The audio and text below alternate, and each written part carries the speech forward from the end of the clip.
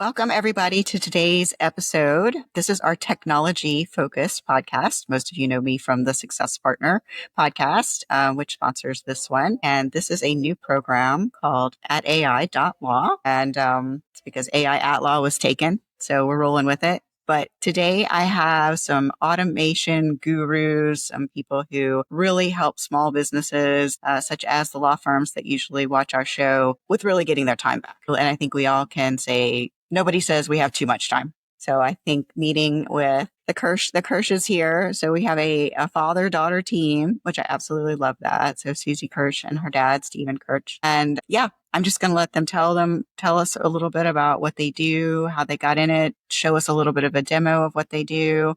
And we're just going to have a conversation back and forth. So let's just take it away. Who would like to start? Well, thanks, Daya. I'll start. Profit Minds is a company that's really dedicated to helping small businesses grow value. Small businesses being, either small law practice or any other small to mid-sized business. AI is here. AI is coming. AI, I heard a podcast last week about artificial general intelligence, AGI, which is the ability, as defined, the ability for an artificial computer program, if you will, to do things across the board at the level of the average human. We're not talking about super intelligence here where it's PhD level, but to do everything. And you know what the prediction is for how long that's going to be from now? Like quicker than we think. 2 to 3 years. And we're just not ready for it. Nope. So what we're going to show today is a little bit of the kinds of things that we do to help drive value in small businesses by leveraging the power of AI. And what we find is that on average, you can do the work that you do as a knowledge worker with today's AI in about half the time. What would you do with the other half? And I want to turn this over to Susie, my very capable daughter, to give her a little bit of her background. I have a PhD in physics and I spent 30 years working in high tech. So I understand a little bit about how computers work, but Susie really knows AI. So, that's why I brought her in to be my AI guru. Yeah, so I have a master's in mathematics. And while I was in grad school, I started working at a small AI startup. And it was one of those things where I kind of found a passion and love of AI just almost by mere happenstance. I was kind of tossed into things at the deep end. They were just like, here's some research papers. Good luck. And before I knew it, I was on the patent and research team after a few years there as an intern, and then as a full-time employee after I graduated with my master's. Wound up with 6 pending patents in AI over those few years, all in the natural language processing side of things. So artificial intelligence has a lot of different spaces within it. Things like image recognition. So if you're thinking about like the reCAPTCHA they, use to prove that you're a human, there's that sort of image recognition where you're like, this is a dog, this is a cat, this is a bicycle, this is a car, right? Those kinds of image recognition goes into more detail than that. But that's one of the categories.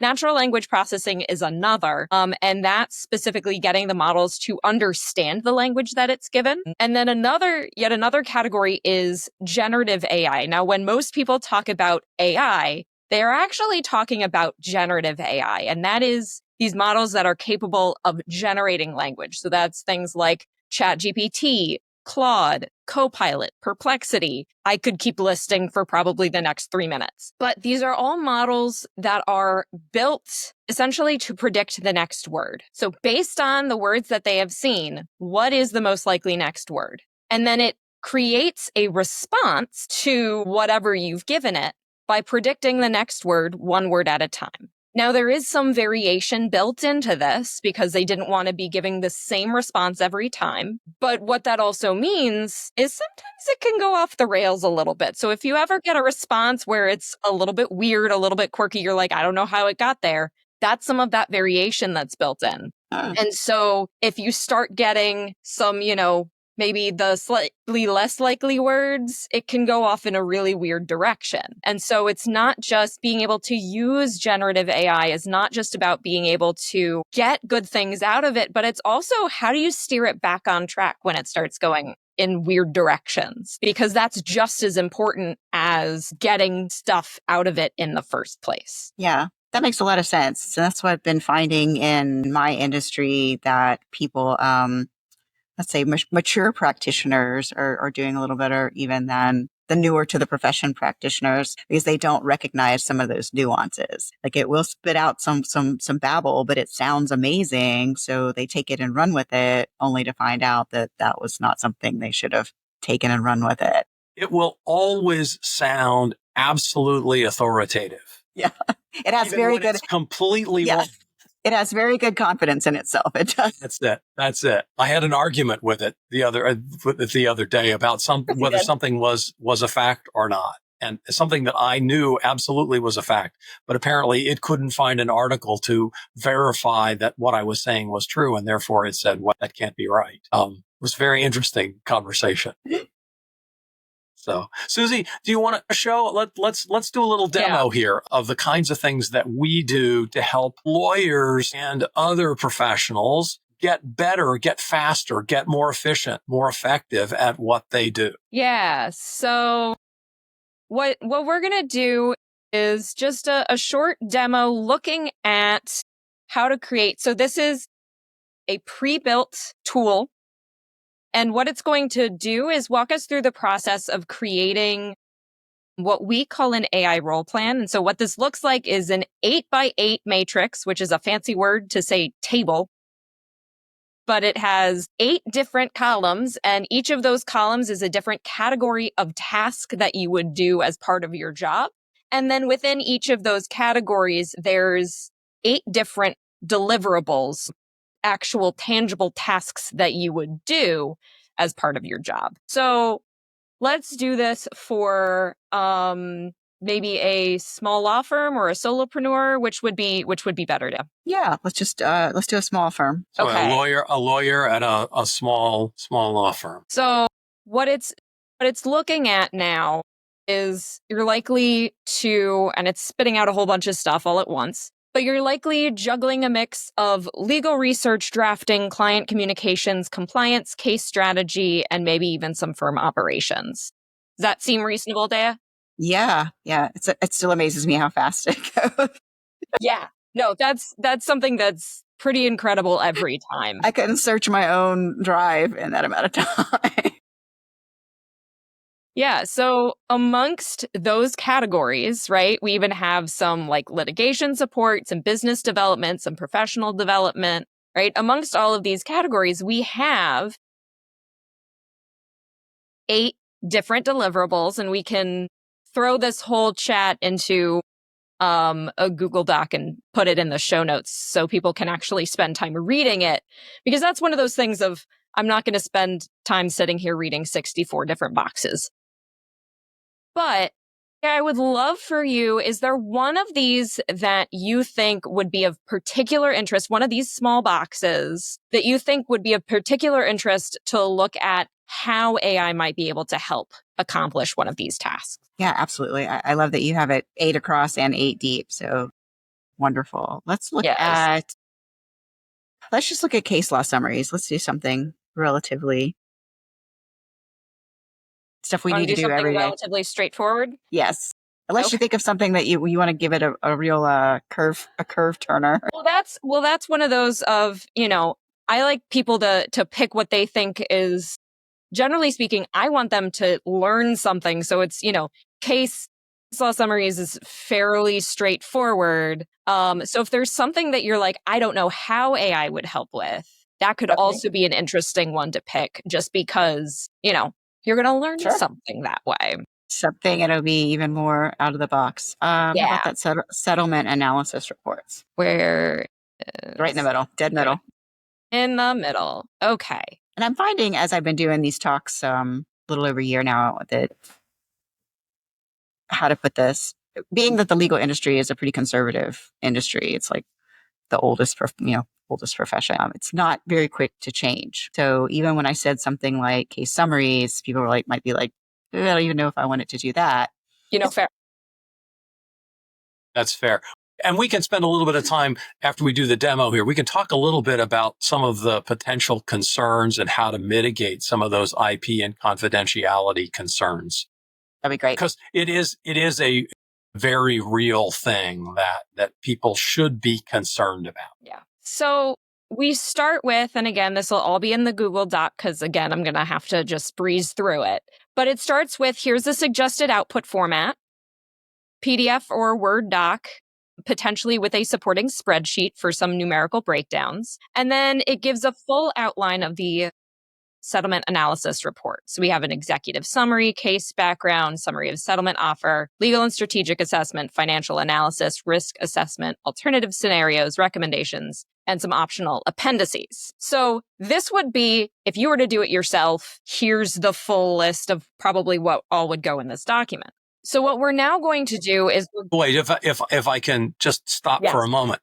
If, as a lawyer, when you got this response back, said, I need to add this or that, or I don't really want this to be part of it, you could change it at this point and say, let's alter it slightly and then move on. Yes. So all of this is... The human in the loop always has the option of improving the output. You have to know what good looks like.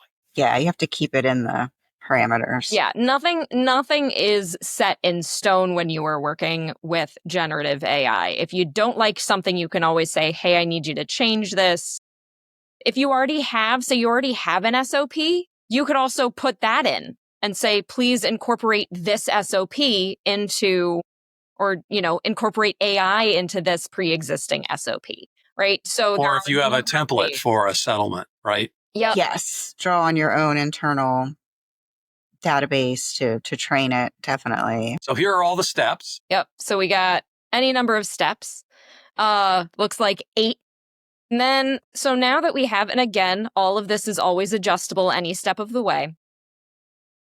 But now that we have this first version of a no AI SOP, we are now going to create an AI-powered SOP. So this is looking at what ChatGPT can do, or your generative AI of choice, what a virtual assistant trained to use generative AI can do, and then what you still need to do as the human in the loop. Now, my dad's mentioned this a little bit. There's always a human in the loop. That's basically, it is the human as part of the process that is overseeing the AI outputs. And this is very, very crucial. I cannot stress this enough. Please do not turn off your brain just because you are using AI. Don't accept anything it gives you as gospel truth because it's generating the output itself using basically just some probabilities. So make sure that you are actually thinking about, right? This is where your expertise is important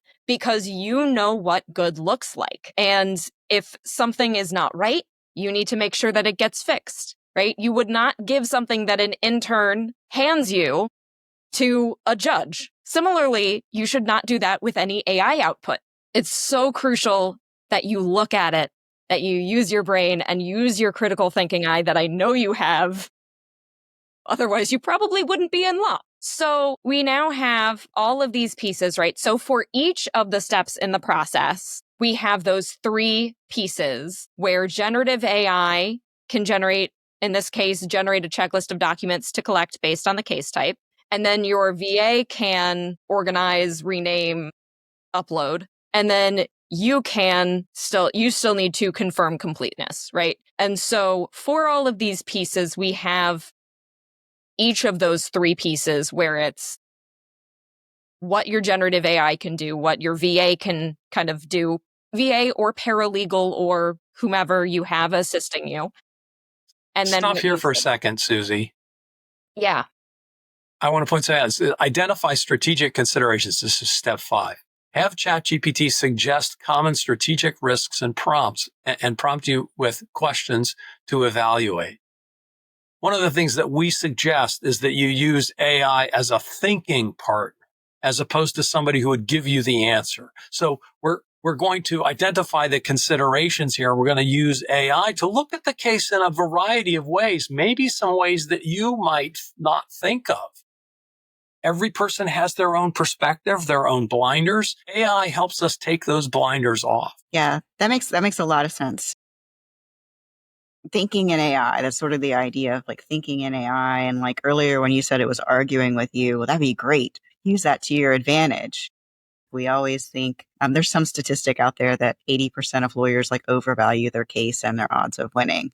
I'm like, well, if the other side is also saying Doing the same 80%, thing. then we've got an issue. So in order to, I mean, you could literally ask it to be that other person, put in that, even that person's personality type and how they usually argue and things that we know about them, and have it be a persona. Practice. And then have it evaluate the effectiveness of your arguments. Yeah, that's great. I'm seeing it done in sales calls a lot. Like, hey, sales trainers are like, hey, send us your recorded calls. And they outline, hey, this is where you miss these things. And the better you get at your job. Yeah. So here's now the AI prompts to do the first step in each of these steps, to do what AI would do in each of these things. Yeah. And again, you'll be able to read these in full. But we had talked about identifying strategic considerations. So what strategic, reputational, or procedural risks should be considered in evaluating whether to accept the settlement offer in a whatever type of case? Right? So it's asking for what should other considerations be, right? It's not what is the answer. It's what are some potential answers. What we're now going to do, which is something that I always find really interesting because I'm a mathematician,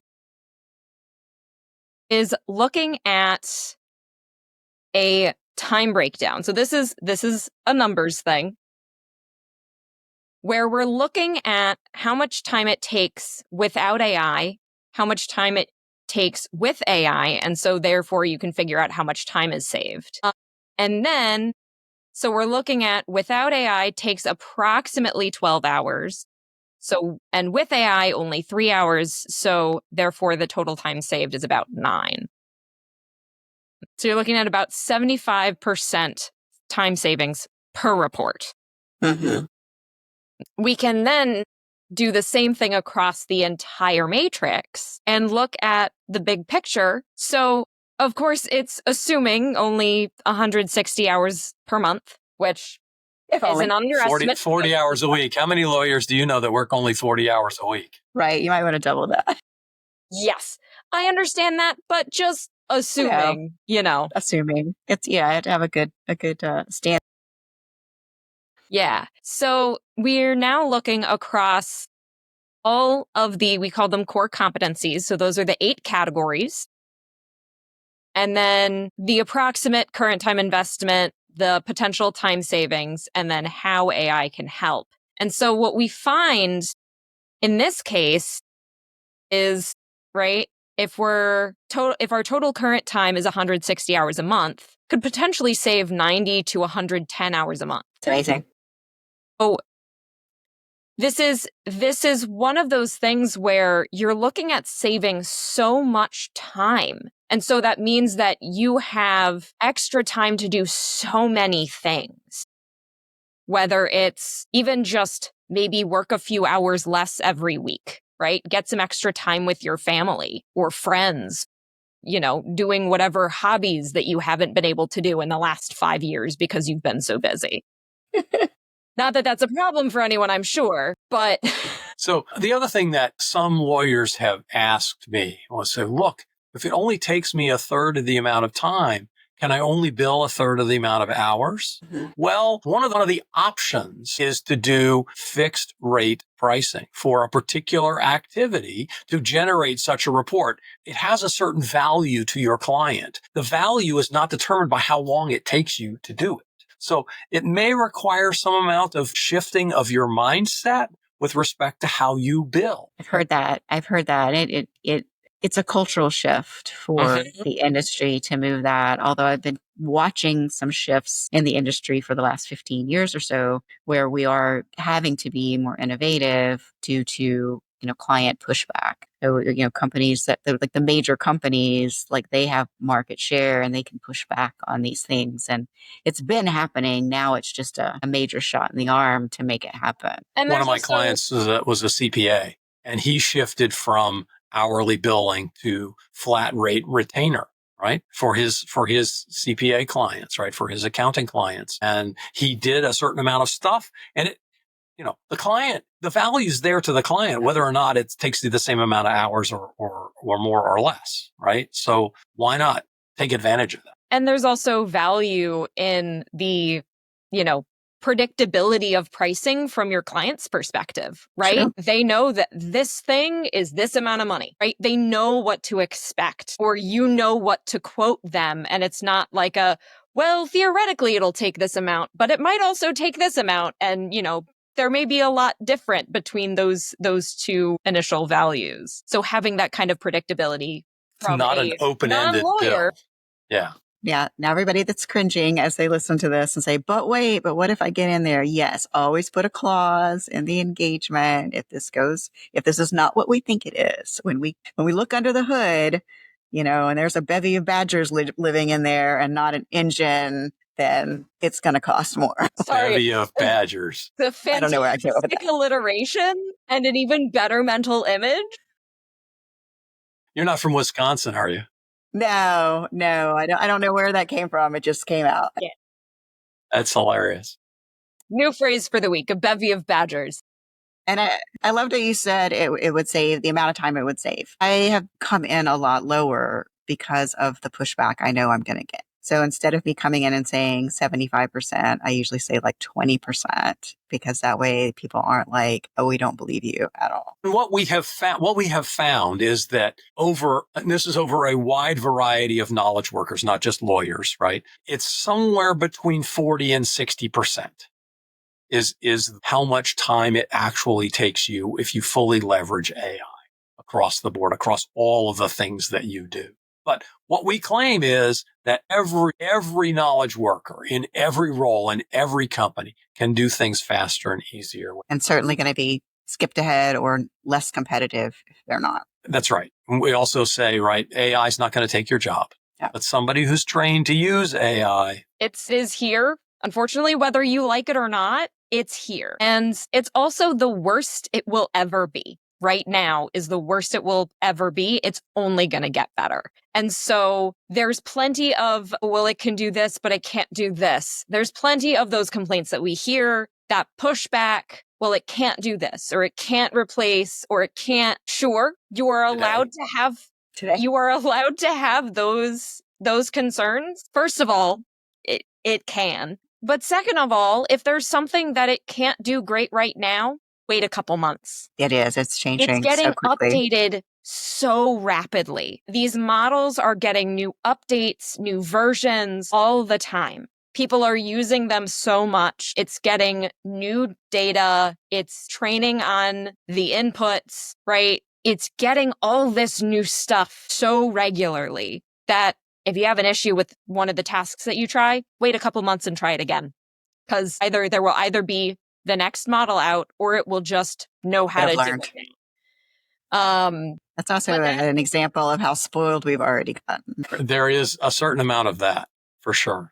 But the other piece of it, right? One of the things that I mentioned, I don't know if you noticed that, but I mentioned it's learning from the inputs. What people are putting in to the model, generally speaking, will be used to train the model. Now, I don't know if you noticed at the bottom of my screen when I shared it, it said ChatGPT can make mistakes. OpenAI doesn't use ProfitMind's workspace data to train its models. There is a setting in Teams accounts and, basically a lot of the paid accounts, you can turn off training of the model, which means that in theory, yes, it means that it, at least, taking them at their word, which you just have to trust, that they will not based on the data. Now, how does this work? Essentially, when you put in information, if it is allowed to train on that data, it means that it can look at this and now know that these are a string of words that can come together. So if this is confidential information,